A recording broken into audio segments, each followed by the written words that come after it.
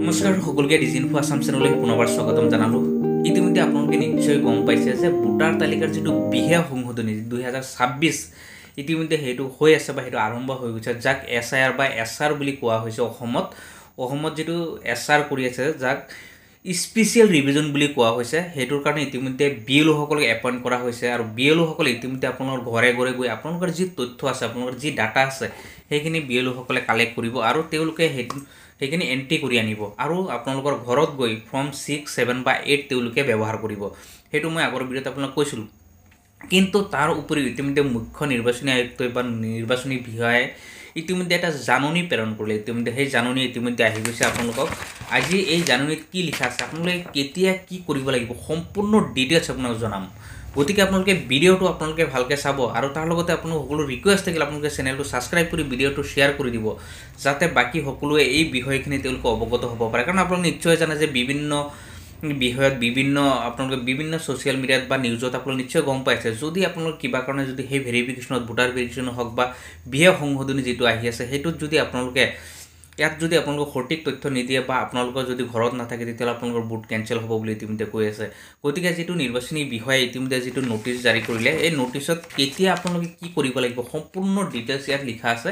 আৰু সম্পূৰ্ণ ডিটেইলছ আপোনালোকে জনাম যে নিৰ্বাচনী বিষয়াই ইতিমধ্যে কি উল্লেখ কৰিছে আৰু কেতিয়া আপোনালোকৰ ঘৰত যাব বা কেতিয়া আপোনালোকে কি কৰিব লাগিব। ইতিমধ্যে চাওক যে উপ সচিব বা যুটীয়া মুখ্য নিৰ্বাচনী বিষয়াই ইতিমধ্যে এই নটিচটো প্ৰেৰণ কৰিছে, বিশেষ সংশোধনী 2026। এতিয়া চাওক, ভাৰতীয় নিৰ্বাচনী আয়োগৰ সিদ্ধান্ত অনুসৰি 1/1/2026 তাৰিখক যোগ্যতা তাৰিখ হিচাপে লৈ অসমৰ ভোটাৰ তালিকাৰ বিশেষ সংশোধনী হিচাপে BLO সকলক ইতিমধ্যে ঘৰে ঘৰে গৈ পুনৰীক্ষণ কৰিবলৈ দিয়া হৈছে। য'ত চাওক 22/11 ইতিমধ্যে 22 তাৰিখৰ পৰা ইতিমধ্যে ঘৰে ঘৰে গৈ তেওঁলোকে BLO সকলক ইতিমধ্যে ছাৰ্ভে কৰাৰ কাৰণে ইতিমধ্যে অৰ্ডাৰ দিলে যে 22/11/2025 তাৰিখৰ পৰা সমগ্ৰ অসমতে এই কাম কৰিব লাগিব। আৰু এই প্ৰক্ৰিয়াত চাওক ইতিমধ্যে প্ৰায় 29,700 BLOক ইতিমধ্যে এপইণ্ট কৰিছে। আৰু এই 29,700 BLO প্ৰায় 2.5 কোটি বা 2.5 কোটিতকৈ বেছি হ'ব, প্ৰায় 2.5 কোটি ভোটাৰক তেওঁলোকে সামৰি এই সকলোখিনি তথ্য তেওঁলোকে সংগ্ৰহ কৰিব লাগিব আৰু তেওঁলোকে ফিল আপ কৰিব লাগিব। ষ্টেটমেণ্ট 1, ষ্টেটমেণ্ট 2 বা ষ্টেটমেণ্ট 3 হওক, যিটোই হয়, আপোনাৰ ঘৰত গৈ ফৰ্ম 6, 7 বা 8 যিয়ে ফিল আপ কৰে, আপোনালোকে এই 2.5 কোটি ভোটাৰক তেওঁলোকে এই তথ্য সন্নিৱিষ্ট কৰিব লাগিব। ইয়াৰ লগতে চাওক, BLO সকলৰ লগতে ইতিমধ্যে যিটো স্বীকৃতিপ্ৰাপ্ত ৰাষ্ট্ৰীয় দল আছে, যেনেকৈ কংগ্ৰেছ হওক, BJP হওক, তেওঁলোকে প্ৰত্যেকজন বুথত এজনকৈ তেওঁলোকে BLA তেওঁলোকে এপইণ্ট কৰিছে, য'ত প্ৰায় 61,533 জন ইতিমধ্যে এজেণ্ট, BLA যাক কোৱা হৈছে, যি এজেণ্ট তেওঁলোকক ইতিমধ্যে এপইণ্ট কৰিছে। আৰু সেই BLA সকলে যিসকল BLO আছে, BLOক তেওঁলোকে সহায় কৰিব। তাৰপিছত চাওক, 2 নম্বৰত আছে বিশেষ সংশোধনী গুৰুত্বপূৰ্ণ তাৰিখসমূহ। আপোনালোকে মেইন ইম্পৰ্টেণ্ট যিখিনি হৈছে, আপোনালোকে এই তাৰিখখিনি আপোনালোকে মনত ৰাখিব লাগিব। কোনটো তাৰিখে আপোনালোকৰ ঘৰত যাব বা কোনটো তাৰিখে আপোনালোকে কি কৰিব লাগিব। কাৰণ আপোনালোকে নিশ্চয় গম পাইছে যে যিটো বিশেষ ভোটাৰ তালিকাৰ সংশোধনী যিটো হ'ব, যদি ইতিমধ্যে আপোনালোকৰ গম পাইছে যে লাখ লাখ মানুহৰ ইতিমধ্যে বেলেগ ষ্টেটত যিখিনি কাম হৈছে আৰু তাত নাম কাটি গৈছে। গতিকে আপোনালোকে এই বিষয়খিনি আপোনালোকে ভালকৈ এবাৰ মন কৰি আপোনালোকে চাব লাগিব আৰু আপোনালোকে সেইখিনিত বিশেষভাৱে আপোনালোকে তাক চকু দিব লাগিব। BLO সকলৰ জৰিয়তে চাওক, ঘৰে ঘৰে পুনৰীক্ষণৰ বাবে 22/11 তাৰিখৰ পৰাই 20 ডিচেম্বৰলৈকে, 22 তাৰিখৰ পৰা ইতিমধ্যে কাম ষ্টাৰ্ট হৈছে আৰু আপোনাৰ ডিচেম্বৰৰ 20 তাৰিখৰ ভিতৰত তেওঁলোকে এইখিনি কাম কমপ্লিট কৰিব লাগিব। যেতিয়া আপোনালোকৰ ঘৰে ঘৰে এই সম্পূৰ্ণখিনি ডাটা যেতিয়া কালেক্ট কৰিব, সম্পূৰ্ণ তথ্য যেতিয়া ল'ব, তাৰপিছত খচৰা তালিকা প্ৰকাশ কৰিব 27 ডিচেম্বৰত। 27 তাৰিখে, ডিচেম্বৰৰ 27 তাৰিখে ইতিমধ্যে শনিবাৰ হয়, সেই তাৰিখে খচৰা তেওঁলোকে প্ৰকাশ কৰিব। তাৰপিছত চাওক, দাবী আৰু আপত্তিৰ তাৰিখ দাখিল কৰাৰ সময়সীমা হৈছে 27/12/2025 পৰা শনিবাৰ 25 পৰা 22/1/2026। আপোনাৰ 27 তাৰিখৰ পৰা জানুৱাৰীৰ 22 তাৰিখলৈকে আপোনালোকে দাবী আপত্তি যি আছে, আপোনালোকৰ যিখিনি কমপ্লেইন কৰিব লাগে, সেইখিনি আপোনালোকে কৰিব পাৰিব। ইয়াৰ পিছতে চাওক, বিশেষ প্ৰচাৰ তেওঁলোকে প্ৰচাৰ কৰিব এই বিষয়ে 3 তাৰিখ, 4 তাৰিখ, যিটো জানুৱাৰীৰ 3 তাৰিখ, জানুৱাৰীৰ 4 তাৰিখ আৰু জানুৱাৰীৰ 10 তাৰিখ আৰু 11 তাৰিখে তেওঁলোকে প্ৰচাৰ কৰিব, যিটো ইতিমধ্যে জাননীত যিটো উল্লেখ কৰিছে। তাৰ পিছত চাওক দাবী আৰু আপত্তিৰ নিষ্পত্তি 2 ফেব্ৰুৱাৰী সোমবাৰৰ ভিতৰত তেওঁলোকে আপোনালোকে যদি কমপ্লেইন কৰে, আপোনালোকৰ কিবা যদি আপত্তি আছে, ওজৰ আপত্তি আছে, আপোনালোকে সেইখিনি কৰাৰ পিছত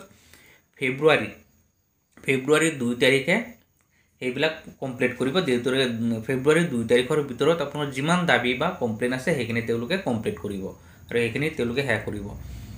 তাৰপিছত 3 নম্বৰত আছে চাওক বিশেষ সংশোধনী প্ৰক্ৰিয়াৰ বিশেষকৈ দাবী আৰু আপত্তি দাখিল কৰাৰ সময়ছোৱাত জনসাধাৰণক সক্ৰিয়ভাৱে অংশগ্ৰহণ কৰিবলৈ ইতিমধ্যে ইলেকশ্যন অফিচে আপোনাৰ আহ্বান জনাইছে। স্বচ্ছতা নিশ্চিত কৰিবলৈ এটা আপিল ব্যৱস্থা আছে।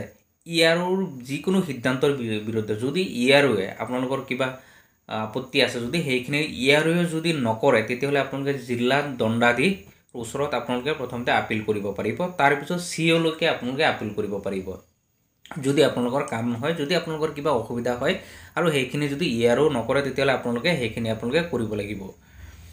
গতিকে প্ৰত্যেকজন নাগৰিক যিসকল যোগ্য নাগৰিক আছে তেওঁলোকৰ ঘৰে গৈ তেওঁলোকে বুথ লেভেলৰ যিবিলাক অফিচাৰ আছে, যিবিলাক BLO আছে, তেওঁলোকে গৈ এইখিনি কাম কৰিব আৰু তাৰ কাৰণে যিসকলক সহায় কৰিব সেইসকল হৈছে BLA, যিসকল এজেণ্ট ইতিমধ্যে যিবিলাক দল আছে, দলসমূহ ইতিমধ্যে তেওঁলোকক নিয়োগ কৰিলে। সকলোখিনি যেতিয়া কমপ্লেইন কৰিব বা আপোনালোকৰ কিবা যদি অসুবিধা আছে সেইখিনি দাবী বা আপত্তি কৰে, এই সকলোখিনি ইলেকশ্যন বিষয়ে বা হওক বা দণ্ডাধীশ হওক বা CO হওক, সকলোখিনি শেষ কৰি এইবিলাক সকলোখিনি কমপ্লিট কৰিব লাগিব। কমপ্লিট কৰাৰ পিছত যাতে সেইবিলাক নিৰ্বাচনী বিষয়ে যাতে খচৰা যিটো ফাইনেল লিষ্ট যিটো হয়, এই ফাইনেল লিষ্টটো যাতে প্ৰকাশ কৰিব পাৰে, তাৰ কাৰণে সকলোকে অনুৰোধ জনাইছে যাতে আপোনালোকে সহায় আৰু সহযোগিতা আপোনালোকে আগবঢ়ায়। এতিয়া চাওক যিটো ভোটাৰ চূড়ান্ত তালিকা যিটো প্ৰকাশ পাব সেইটো হৈছে 10 ফেব্ৰুৱাৰী 10 তাৰিখে ইতিমধ্যে এই চূড়ান্ত তালিকাটো প্ৰকাশ পাব। গতিকে আপোনালোকে এই তাৰিখকেইটা আপোনালোকে মনত ৰাখিব লাগিব। এই তাৰিখৰ ভিতৰত আপোনালোকে ঘৰত থাকিব লাগিব। ইতিমধ্যে আপুনি নিশ্চয় গম পাইছে, BLOসকলে যেতিয়া ঘৰত যাব, ঘৰত যোৱাৰ পিছত আপোনালোকৰ প্ৰথম কাম হৈছে তেওঁলোকে যিটো ডাটা বিচাৰিব সেই ডাটাখিনি আপোনালোকে দিব লাগিব। আপোনালোকৰ বয়স অনুসৰি আপোনালোকৰ যদি 18 বছৰতকৈ বেছি আছে, তেওঁলোকে ফৰ্ম 6ৰ দ্বাৰা আপোনালোকে নতুনকৈ তেওঁলোকে ভোট যাতে উঠাব পাৰে তাৰ কাৰণে তেওঁলোকে ফৰ্ম ফিল আপ কৰি আনিব। তাৰপিছত 7ৰ দ্বাৰা যদি আপোনালোকৰ ঘৰত মানুহ মৰি গৈছে বা তেওঁলোকৰ নাম যদি ডিলিট কৰিব লাগে, তেওঁলোকে 7 ফৰ্মটো ইউজ কৰি পেলাই আপোনালোকৰ নামটো ডিলিট কৰিব। বা আপোনালোকৰ যিটো 8 ফৰ্ম আছে, আপোনালোকৰ সেই 8 ফৰ্মৰ দ্বাৰা আপোনালোক যদি ইয়াৰ পৰা বেলেগত গুচি গৈছে, আপোনাৰ তাত শিফ্ট কৰিব বিচাৰি আছে, তেতিয়াহ'লে তেওঁলোকে শিফ্ট কৰিব। বা বেলেগৰ পৰা যদি আপোনাৰ ঘৰত আনিব বিচাৰি আছে, তেতিয়াহ'লে এই ফৰ্ম 8টো ইউজ কৰি পেলাই আপোনালোকৰ সেইখিনি তেওঁলোকে কমপ্লিট কৰিব। গতিকে আপোনালোকৰ যদি এই বিশেষ ভোটাৰ তালিকাৰ যিটো পুনৰীক্ষণ হ'ব, সেইটোত যদি আপোনালোকে কিবা অসুবিধা পাই আছে বা আপোনালোকে অসুবিধা পাই আপোনালোকে ভিডিঅ'ত কমেণ্ট কৰিব, আপোনালোকে সেইখিনি ছল্ভ কৰিবলৈ মই যত্ন কৰিম। ধন্যবাদ।